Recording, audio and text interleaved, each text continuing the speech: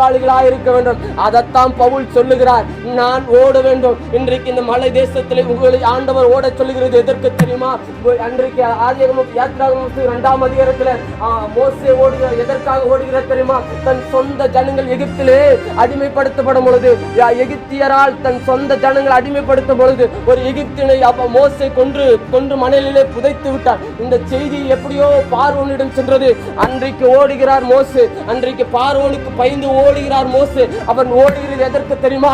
6 லட்சம் புருஷர்களை வழிநடத்த ஆண்டவர் எகிப்திலிருந்து அவனை ஓட சொல்லுகிறார். இன்றைக்கு உங்களையும் ஆண்டவர் ஓட சொல்லுகிறது எதற்கு தெரியுமா?